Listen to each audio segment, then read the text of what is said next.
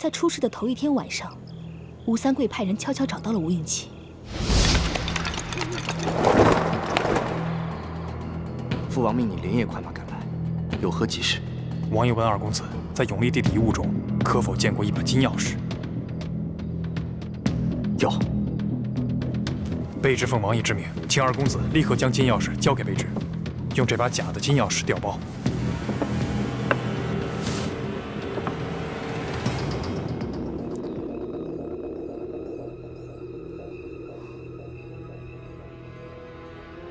太迟了，我所押运的东西，在昨日已经全部交由山西总兵舒剑。那舒剑一见面，二话没说就当着我们面，直接把这把金钥匙找出来，贴身收藏。据说他是奉了皇上的密旨，亲自护送这把金钥匙进京，面呈皇上。坏了，没想到我一直快马加鞭，日夜兼程，还是晚了一步。朝廷为何会如此看重这把金钥匙？一开始父王也并不看重，可为何又突然派你索回？卑职也只是奉命行事，别的什么也不知道。二公子若有疑问，待回到滇都之后，亲自问王爷吧。那现在怎么办？来之前，王爷已经做好了各种打算，要卑职无论如何把金钥匙带回去。事到如今，卑职只能假扮盗贼，强行抢回金钥匙。到时候，还请二公子和石将军多多配合。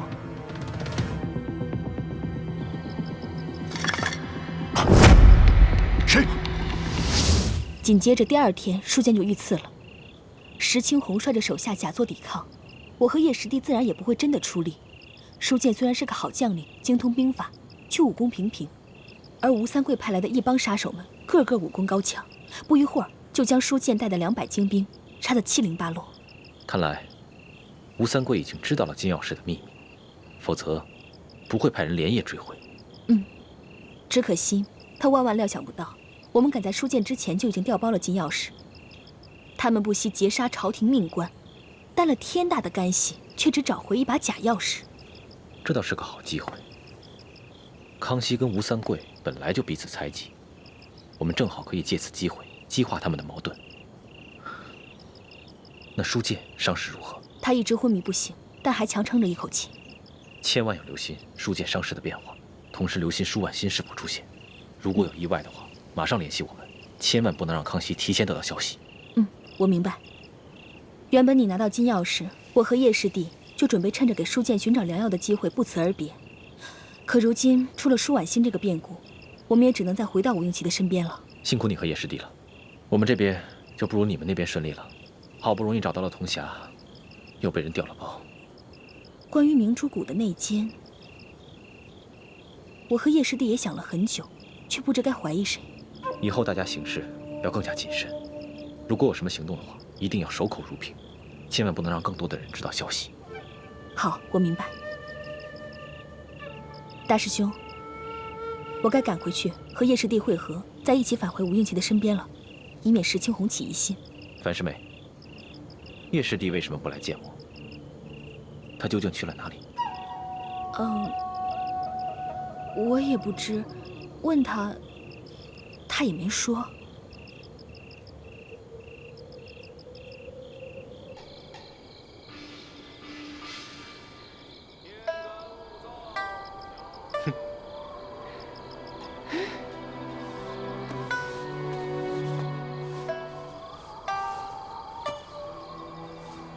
这是什么？打开看看。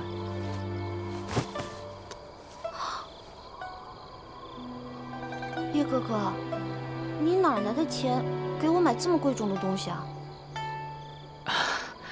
师傅们不是每个月给我们发利钱吗？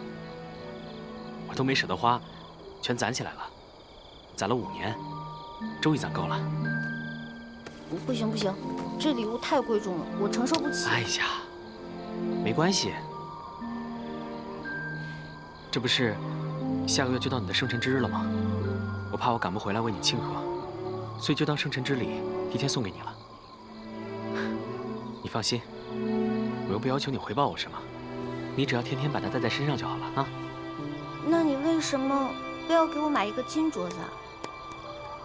你还记不记得5年前你的生辰之日，我那天问你，你有什么想要的礼物啊？你告诉我说，你想要一个特别漂亮的金镯子。是吗？我不记得了。没关系啊，你不记得，我记得就好了。虽然你当年只是随口一说，可是5年来，我一直都记在心里的。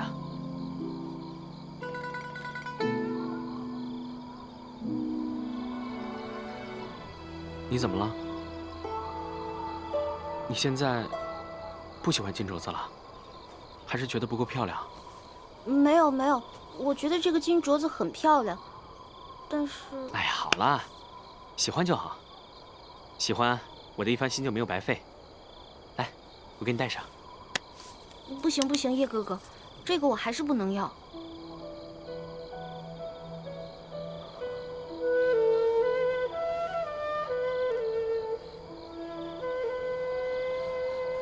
我知道，你现在有了康熙这个结拜兄弟，什么都不缺。他随便送你个首饰，就比我送你的金镯子贵重100倍、1000倍。可小师妹，我希望你明白，有些事情不是金钱可以衡量的。不是叶哥哥，我不是这个意思。这个镯子很好看，我也很喜欢，但是你还是把它留着，送给你以后心爱的女孩吧。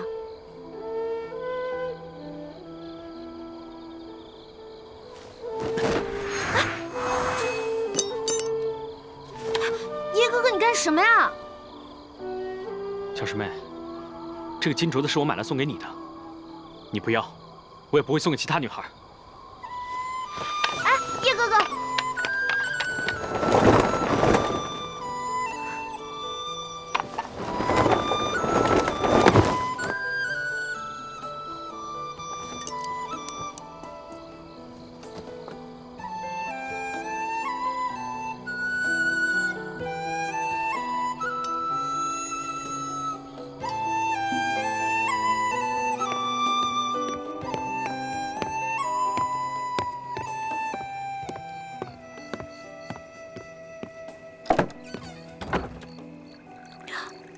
朱哥哥，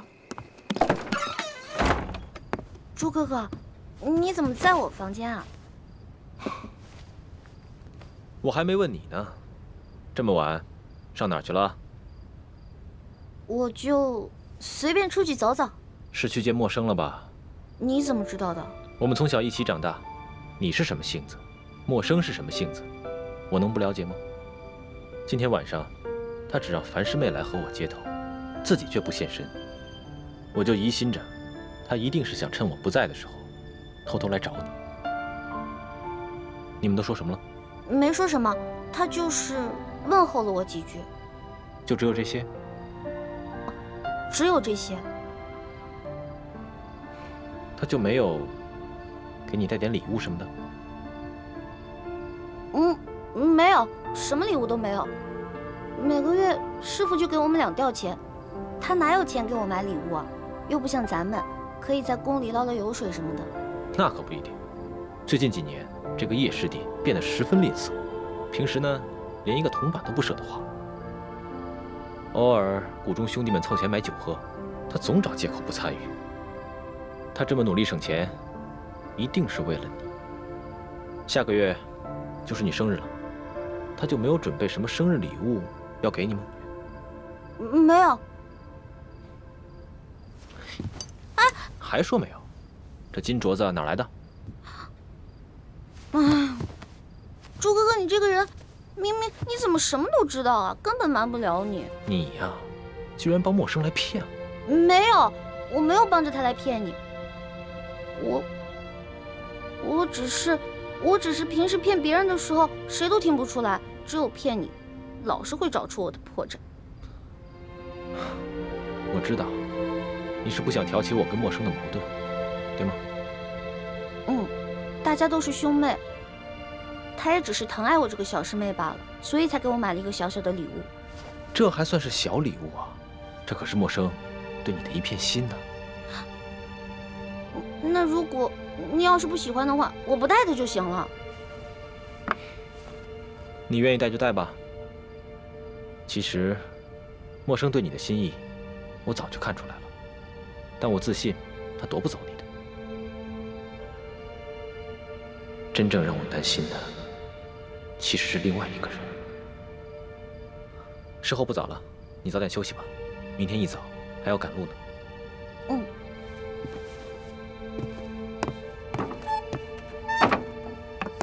哦。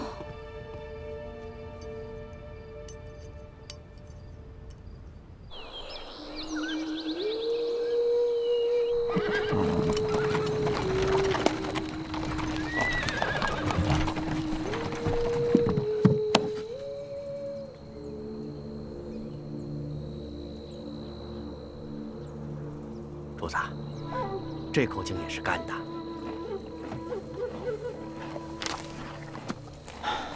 进入山西以来，这旱情是越发的严重了。是啊。老人家，这口井也没水了。啊，这儿也没水了。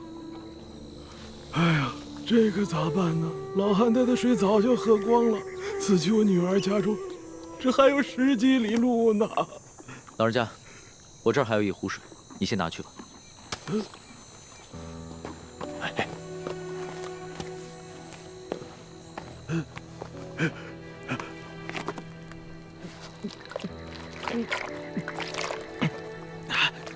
多谢，多谢。老人家，此次的旱情涉及多大的范围啊？多大范围？这方圆数百里，5万顷土地，12万人口，颗粒无收，颗粒无收啊！我活了70岁了，这是我见过的最严重的一次旱情呢。哎，多谢。啊，老人家慢走。哎。主子，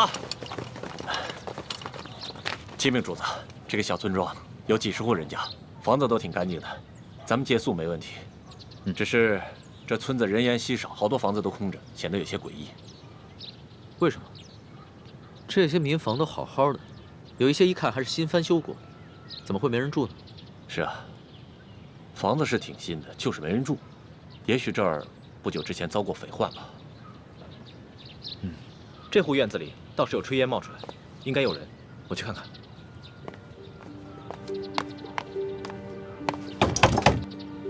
有人在吗？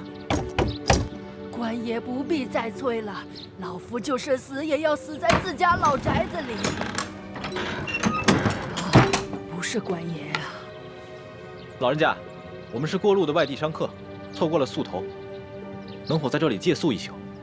房钱要多少，随便你开。不必给钱，我们这个村子什么都缺，缺水，缺粮食，缺人，就是不缺空房子。你随便住吧。老人家，此话怎讲？村民们都去哪儿了？我们这个村子遭遇了几10年不遇的旱灾，村里只剩下一口老井，每晚能渗出一点点水来。但凡有点办法的，都出去投亲靠友了；没亲没友但还迈得动腿的，也都到外面去行乞逃生去了。哎呀，只有我这等老弱病残在这儿等死。可是官家还逼得我们……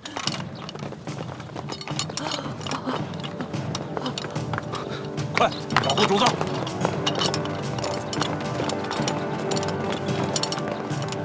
这2个人好生眼熟，是不是在哪儿见过？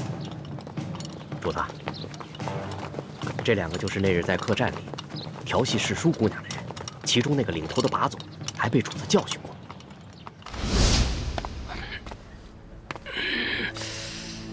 怎么回事啊，老杨？这还是个高手呢。吃瘪了吧？哦。干什么？我问你干什么？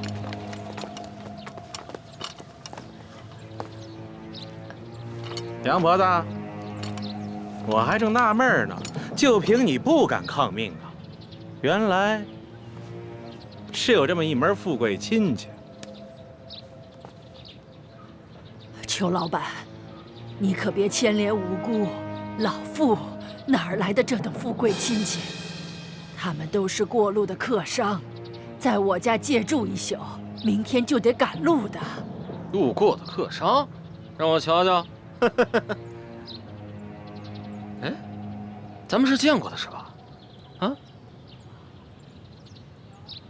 哟，姑娘，你也在这儿呢，真是缘分呐！你是谁啊？我根本不认识你。你还好意思说呢？那是在客栈喝醉了闹事，他就是被我教训的那个。哎呀，羞死人了！原来你还是个朝廷命官啊！那日你当众调戏我家的丫鬟，就已经失了体统。你还追到这个村子里，没完没了了是吗？你老杨，咱们今天来办正事儿的，你还穿着官服，收敛一点。也对，老子懒得理这些外乡人。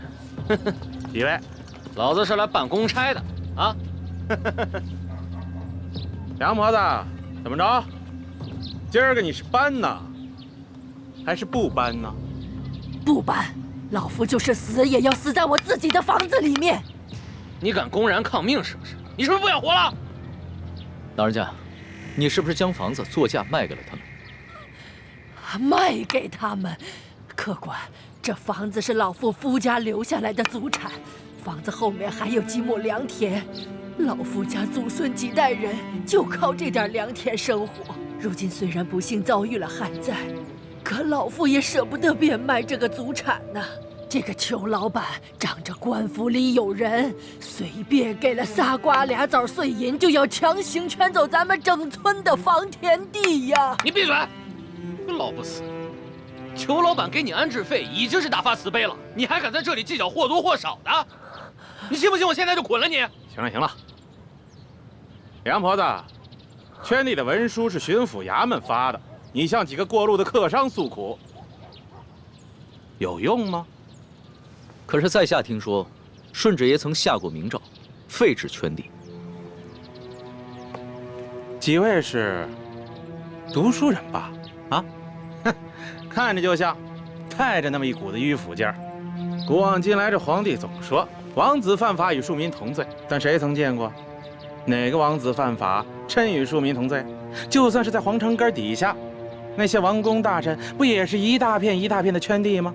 皇上不也是睁一只眼闭一只眼吗？几位是过路的客商，我劝你们别多管闲事。听清楚了吗，老太婆？明日一早，我就带人来这里破土强拆。届时你还没搬走的话，那我就把你埋在这破房子里。老夫就在这儿等着你们，我就是死也要死在我自己的老宅子里面。哼！巡抚衙门令，凡是胆敢公开对抗官府者，皆按谋反论处，格杀勿论。所以今天老子就是杀了你，也是在执行公务。最后再问你一遍，搬还是不搬？不搬。那明白了。你既然铁了心不搬了，那也好。那你今天晚上就吃得饱饱的，免得明天做个饿死鬼啊！呸！看什么看？小心我把你双眼给挖出来！哟，瞧瞧，富商家的丫鬟都不一样，脾气这么大，挖我眼珠子！来来，挖，退去！干什么？真想打架呀？看清楚，爷可是巡抚大人的直属亲兵，你们要是真敢跟我动手的话，那就是造反！来呀！老杨，几位，老杨，这几个人呢，出言不凡，气度也不凡，像是有些身份的，别节外生枝。先回去，啊，先回去。走，几位，请吧。梁婆子，到底搬还是不搬？你可要想清楚了。诸位，告辞。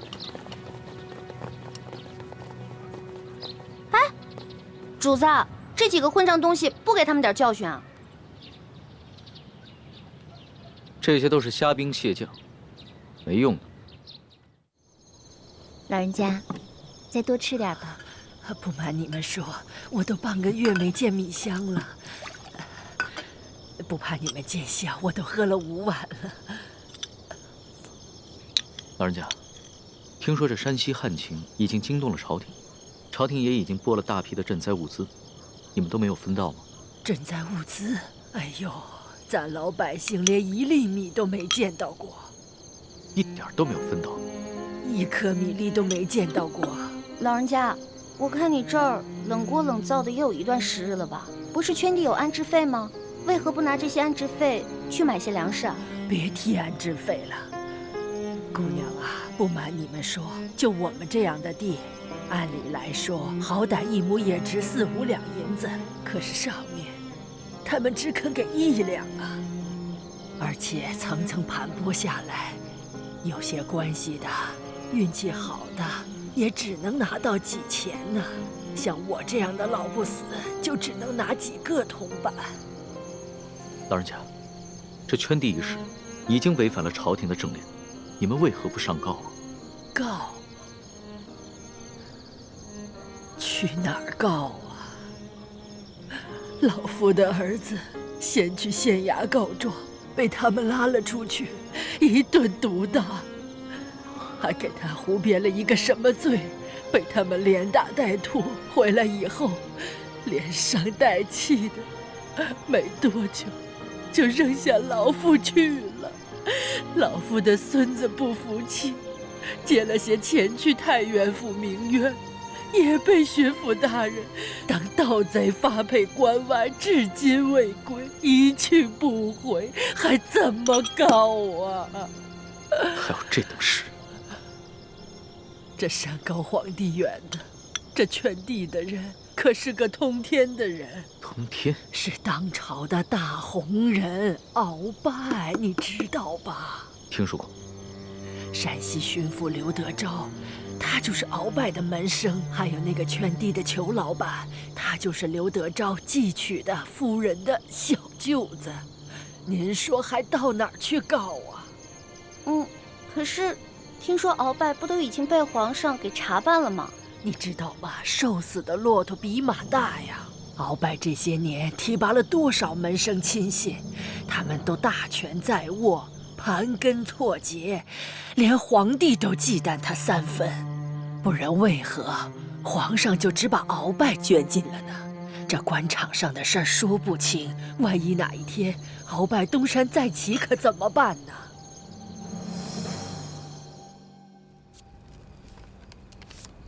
好了，主子，今天的见闻全都记下了。你小心收好，等我回京了之后，就一桩一件的查，一个一个的办。主子，消消气，今天晚饭都没有吃，保重龙体要紧啊。坐吧。是。这所见所闻，我还怎么吃得下？顺着朝就已经下的禁令，到现在还有令不止，让许多百姓流离失所，无家可归。最重要的是，他们还敢鲸吞朝廷的赈灾粮款。你爹爹的密奏，所言非虚啊。主子，那咱们可得小心了。听说这山西官场，鳌拜残存的势力不可小觑，他们掌握的地方官兵足有上万。万一他们知道了主子在微服私访，起了歹心，可了不得。小不忍则乱大谋，只能暂且忍着了。可是，他们明早就要来强拆了，这些百姓们该怎么办？那个叫杨八狗的，还有刘德昭新老婆的那个小舅子裘贵吧，他们一个个都是心狠手辣的角色。如果咱们一走，那几户宁死不搬的村民不得被他们活活给弄死啊？不会吧？这村子里还有几户人家，10几口人，我不相信他们敢全都杀了。主子还别不信，我在山东行医的时候也遇到过类似的事情，也是有几户村民不肯搬迁，那圈地的是鳌拜府上管家的表弟，直接派人在半夜里放了火，却推说是他们自己不慎烧了房子。那几户家人当中，有几个性子烈的，想要上京告御状，却在半路上被一伙身份不明的歹人给杀了。案件至今未破。啊，老奴老家也发生过这样的事情。那部班的一家5口被灭门，却推说是得了瘟疫，其余人也都是敢怒不敢言。那怎么办呀？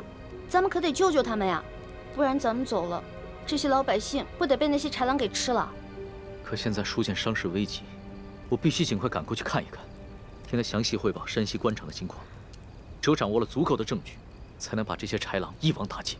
那我们就眼睁睁看着这些豺狼把人给吃了吗？哎，赤鼠姑娘，现在主子的安危是最重要的。这俗话说得好，强龙不压地头蛇。主子您的身份是万万不可暴露的。这样吧，待会儿我们进村查一下，然后再做打算。这，哎，主子，您瞧，那户人家好像有人哎，你听，他们好像刚生完孩子。只可惜，明天一早就得拖家带口背井离乡。可怜的孩子。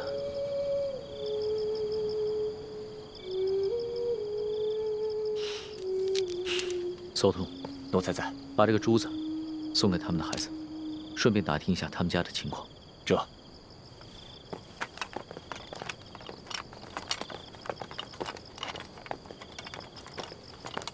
叶欢呢？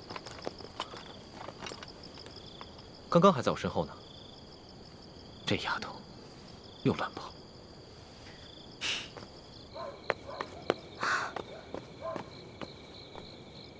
哎，我明明听到有人求救的呀！救命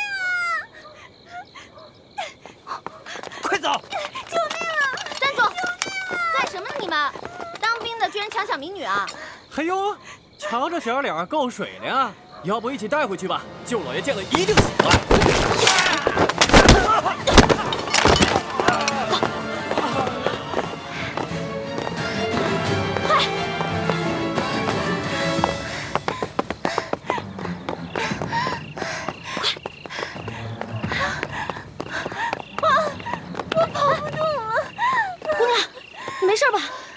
上来了！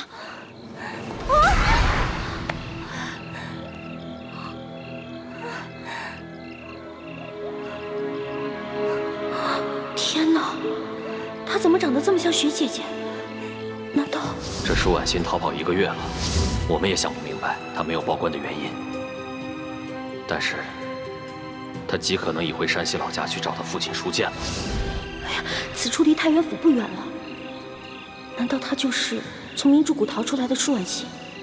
可是她一个弱女子，为何不报官，却要独自千里迢迢逃回老家呢？花儿，一欢，花儿，你在哪儿啊？在哪儿啊？一欢，来，姑娘，咱们躲这儿，快点，就这儿啊，快！一欢，花儿，一欢。